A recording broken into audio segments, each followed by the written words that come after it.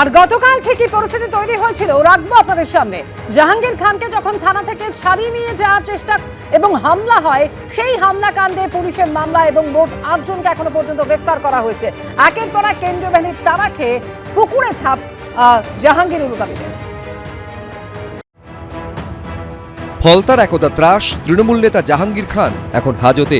এবার সেই জাহাঙ্গীর খানকে ছাড়াতে তার স্ত্রীর নেতৃত্বে হামলা হলো থানায়। যদিও কেন্দ্রীয় বাহিনীর তাড়ায় ছত্রভঙ্গ হয়ে গেল হামলাকারীরা। পালানোর পথ না পেয়ে পুকুরে ঝাঁপ দিল পুষ্পা বাহিনী। সাঁতরে ওপারে উঠে ফের পরিমরি করে ছুট লাগালো তারা।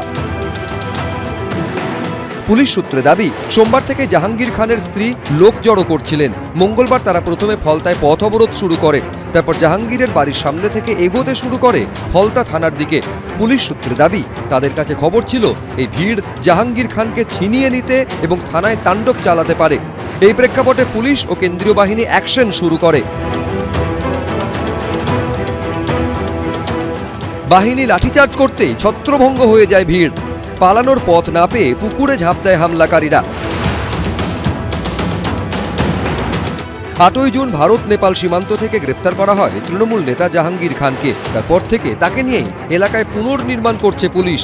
ফলতায় যার দাপট ছিল লাগাম ছাড়া, তাকে কখনো দেখা গেছে হাত জোড় করে ক্ষমা চাইতে, কখনো রাস্তায় কান ধরতে। এবার তাকে ছাড়ানোর জন্য থানায় হামলা চালাতে গিয়ে পালানোর পথ পেল না পুষ্পা বাহিনী। পুকুরে ঝাঁপিয়ে পগার পার হলো তারা। যে জিহাদি শক্তি এর আগের সরকারের সময় পশ্চিমবঙ্গকে মুক্তাঞ্চল মনে করেছিলেন, তারা যদি সেই রূপ আবার দেখানোর চেষ্টা করে, আজকের সরকারের পুলিশ যখন এই যারা দুষ্কৃতকারী, এই যারা ক্রিমিনাল, তাদেরকে যখন লাঠিচার্জ করছে, তো তারা জলে ঝাঁপ দিচ্ছে। এটাই তো আইনের শাসন। পার্থপ্রতিম ঘোষ, দীপক ঘোষ, এবিপি আনন্দ।